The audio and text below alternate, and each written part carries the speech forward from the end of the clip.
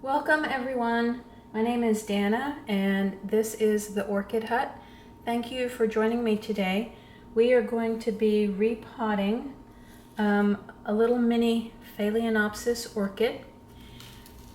This orchid was featured in a video that I did just the other day, and we were talking about how orchids can come to you potted in very tight sphagnum moss.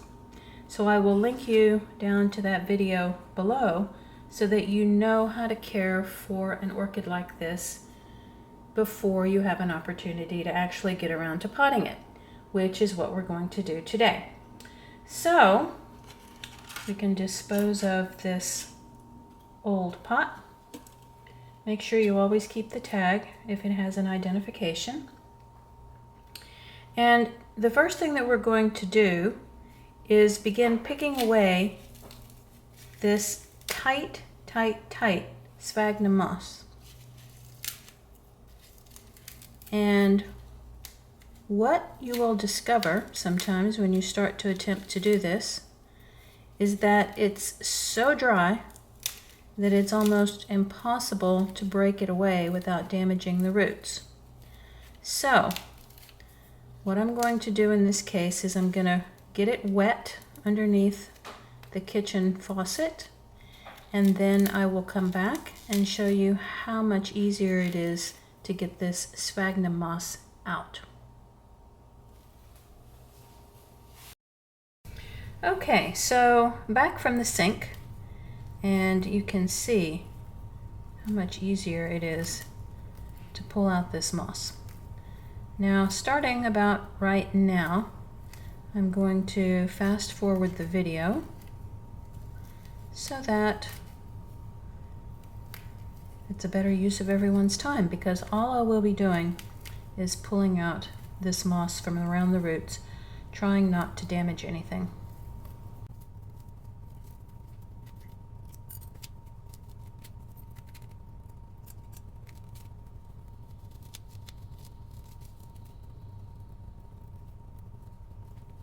Okay, so all of the moss is out.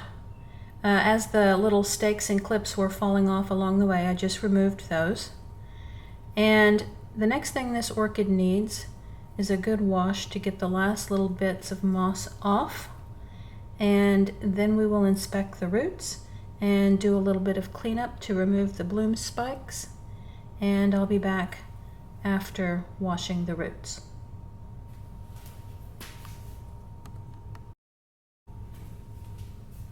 Okay, back from the sink, and now you can see a little bit better the condition of the roots on this mini Phalaenopsis orchid. The other day I did a potting for a dendrobium, and the roots are much finer. They were all gnarled together and tangled, and it was more difficult to get the media out, and then it was also more difficult to see what to trim away in the way of dead roots. But on a Phalaenopsis with a root system like this, it's much easier to see what needs to be trimmed away and what can be kept. Okay, but before we cut anything, we do need to make sure that our pruning cutters are sanitized. A lot of people do this with alcohol. Some people use a flame, like what I'm going to do. And some people use alcohol and flame, which I would not recommend. So because I don't want to work on top of a paper towel, I'm going to move over here. Maybe you can still see it in the camera, and just quickly flame those blades. I think I did it the last time I used these cutters, but it never hurts to do it a second time. Okay, so we'll start at the top and work our way down. This is a bloom spike that needs to be trimmed, so we will cut that back about right there. We are also going to be eliminating this bloom spike because I want the orchid to focus on root development at this stage of the game. You can see that it has another little offshoot here on the bloom spike. Whether or not that would develop, it's hard to know, but I am willing to sacrifice that to make this plant stronger. So we'll be cutting this off right down there. Okay, now this root clearly dead. We'll cut that off. These roots are okay. We will follow this one down and untangle it a bit. You can see right here that some new roots are branching off of this root, but the end of this root is dead. So it's okay to go ahead and trim that, and that root may branch on. Okay, this root is okay. It does have a little bit of a break right here, but it is still attached, so because this orchid otherwise doesn't have very many roots, I'm going to leave that. And you can see what happened on the interior of the sphagnum moss. These roots died, so we're going to get rid of that one. This one still has substance to it, so I'm going to leave it. And that's pretty surprising given that that one was in the core of that sphagnum moss. Okay, so next up will be a spray with hydrogen peroxide. Let's go ahead and give these roots a spray. We want to get the spray around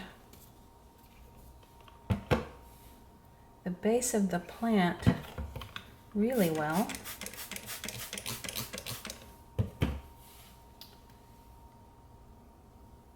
And now we will just set that aside for a little bit and let that dry.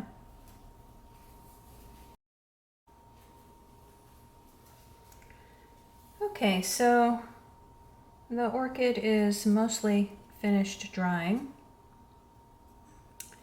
and we're almost ready to begin putting it in its new pot. So I've chosen this pot today, and in the bottom I've put some very large pieces of cork bark. I'll either use this, or I oftentimes use really large pieces of orchid bark. And the reason that I do this is that it seems to help the bottom of the pot stay aerated. It keeps the finer and smaller media from clogging up the bottom of the pot.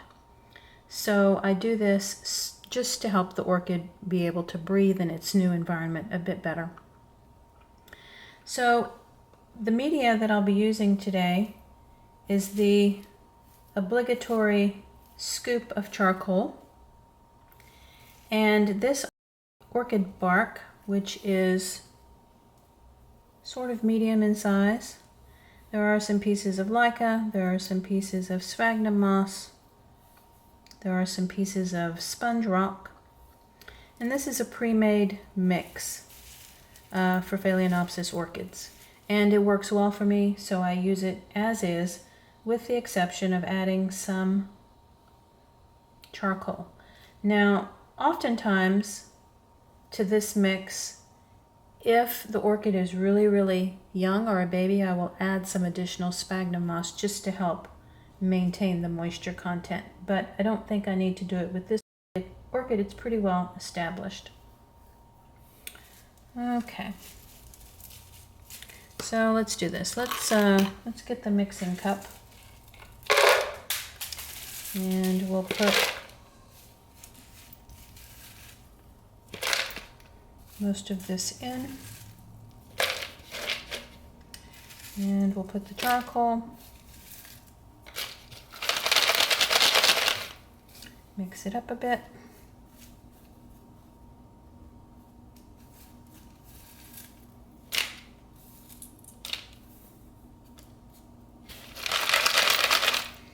and I'll put a little bit in the bottom just to get started. And we need to check how these roots and how this plant is going to sit in here. I like to carefully position some of the roots against the edge of the pot so that I can kind of watch what's going on. And that looks pretty good. We're going to want the orchid media to be right about there at the very base of the plant. Oftentimes you will see orchids potted too deep, and that's not great, so we're going to put it about right up to there.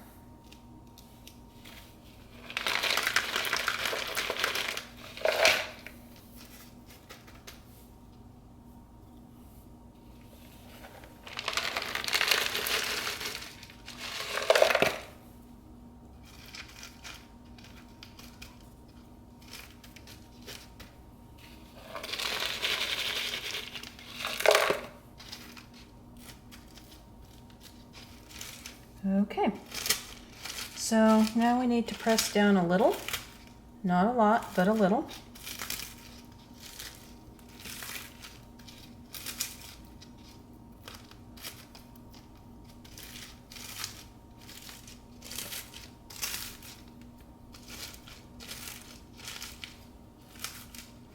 The air spaces between the bark are so very important.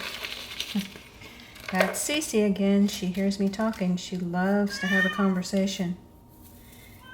Cici, is it time to be fed? Is it time? Is it? Okay, well, as soon as I'm finished with this orchid, I will put some food on a plate for you.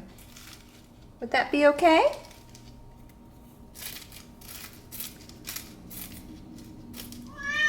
Okay.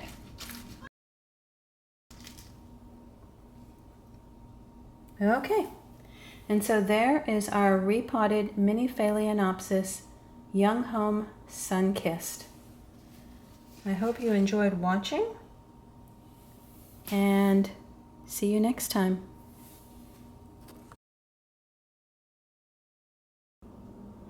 So I did need to add a little bit of orchid media to the top of the pot because the orchid was just a tiny bit wobbly.